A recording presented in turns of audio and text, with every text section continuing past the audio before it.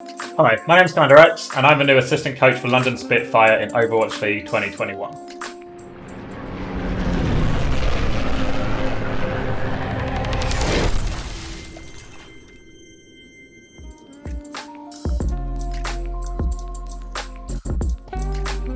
My start in esports came when I was 15. My first game that I played online, actually against other people, was the original Star Wars Battlefront. And then the first game I sort of joined a team was for Star Wars Battlefront 2. And it was a multi-gaming organisation called Genesis Knights. It was just like a community organisation. It wasn't like a big, heavily funded thing. That was my sort of first branch out into actually competing for something. A huge part of my esports career was really spent in Team Fortress 2. Again, very much at the amateur level, and there wasn't a lot of funding in the game.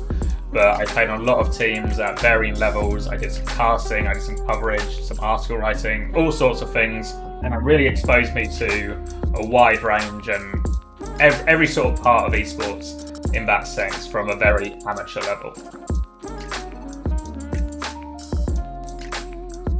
My path to the Overwatch League really started, I think it was 2018, and I got a message from Face, who probably best known to most people now as the current assistant coach for the LA Gladiators. He dropped me a message and said, "Do you want to come coach my team in Australia remotely?" And I was like, I can't do that, Face, because your scrim starts at 7 AM, which is when I go to work. So instead, Face became the head coach of that team. I took up like a supporting role, an assistant coach role. Initially, it was just like stuff like spreadsheets, preparation for opponents, thoughts about the meta, how we stacked up, and just general advice and support, and helped him make decisions that obviously turned out to be super successful for Sydney Drop Bears. So that was my first sort of experience to a more formal side of coaching. The huge swing factor that went from me doing that and doing a few other bits for other teams came when I went to the trial for the Team UK coach for the World Cup, and fortunately I was successful, at which point I spent a couple of months working with Hayes and Chris, as well as obviously all the players on that UK roster. And I think for me, that was my first time working with Overwatch League players, first time working with Overwatch League coaches, and that was a tremendously educational, a time of huge growth for me. It was also at that event I met Nuki, and we initially began talks about the British Hurricane job, which obviously is what I've spent the last year doing, and has obviously played a big part in my role moving into London Spitfire for the next season. I think the biggest experiences for me were definitely the World Cup and Contenders in terms of what makes me feel like I'm ready for Overwatch League now. I think the World Cup was my first experience working with Overwatch League coaches, so Hayes and Chris were of huge help in guiding me, supporting me, encouraging me, and educating me, and really sort of showing what it should look like to coach a team full of players at that level. That was a huge stepping stone for me in terms of growth. And likewise, obviously, it helped me move on to Hurricane. And what Hurricane helped with was, for the World Cup, we had to do it in a short burst of time. We had to do it over 2 months, maybe a bit longer. Players just sort of stuck together from different teams. Even though the players had experience with each other before, it was all just sort of stuck together. So what Hurricane did was challenge me to, can you do it over the course of a year? We've got a tournament every month, every 3 weeks, there's going to be different bans, there's going to be a different meta. Can you do it consistently and reliably? And I like to think we have done that in Hurricane for the most part. We've been pretty about as consistent as you could be. So between those two, those are probably the biggest experiences in preparing me for Overwatch League.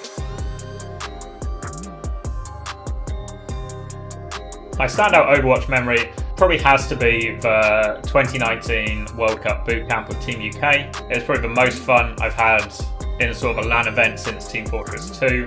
And also it was supremely educational. Getting to work with the players in real life, getting to work with coaches in person, and just seeing how that can all really work, and just how good it is, how much fun it is, and how quickly you can learn and improve on things. So that really has to be my standout memory.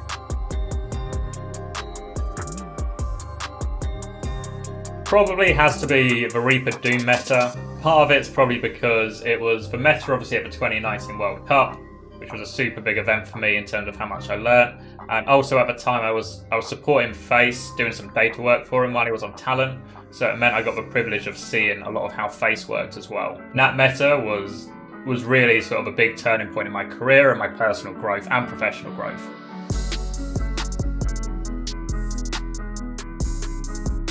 If I had to share a meal with Jeff Kaplan, where would I take him? What would we talk about? I think I'd probably take him to a Kurdish restaurant called Troy's in Cardiff, because it's a super good restaurant. The meat's delicious, the rice is delicious, the bread's delicious. Maybe I'm wrong, but I imagine they don't have a load of Kurdish restaurants in LA, so hopefully it's something he's not tried before.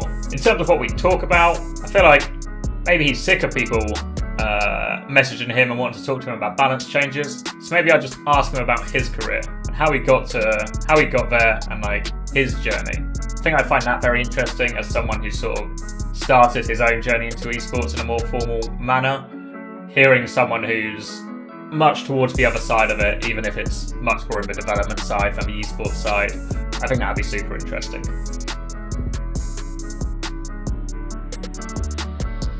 My coaching duties with London Spitfire are probably going to be very varied.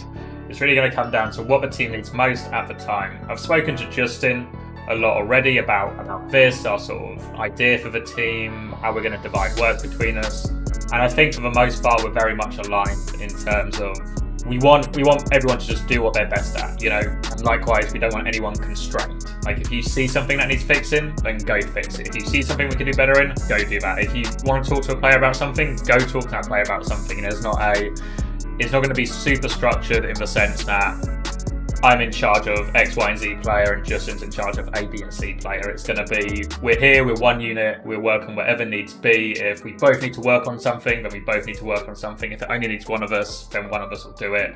And we'll just try and be, I guess it sounds kind of cliche, doesn't it? But we'll just try and be as fluid and adaptable as possible. If the league told me we had to play Bren in one of our maps, I guess my first question would be, I hope every other team has to suffer this burden, but how I would approach it from a Spitfire perspective, if I recall correctly, back in TF2, Bren was a Demo Man main. And if I recall correctly, I'm pretty sure Bren's style of Demo Man was much more just try and hit his pipes and not reload his sticky gun all that often. So, loosely connected probably means he's got alright aim on Junkrat. So we'd probably go and play Anubis, we'd force it to Anubis, and then we just pocket him super hard. And just do everything we can to enable him and stop him feeding. And then we just sort of pray that the sort of 2018 Junkrat meta on Anubis just still works today.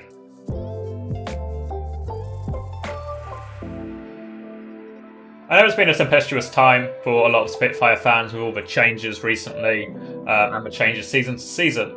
But we're a good chunk of the way into trials right now, and I'm confident in pretty much all the players we have left. And I think if I compare how I think about our potential team now to what I thought going into trials, this team's way better than I initially thought we would be able to achieve. At the moment, confidence is rising. It's also worth noting that a lot of the players you're probably going to see on London Spitfire next year will be new faces to Overwatch League. So it's going to be their first chance. I know they're going to work hard. I know they're going to give it their all. So come out and support them, and I think hopefully we can surprise a lot of teams next season.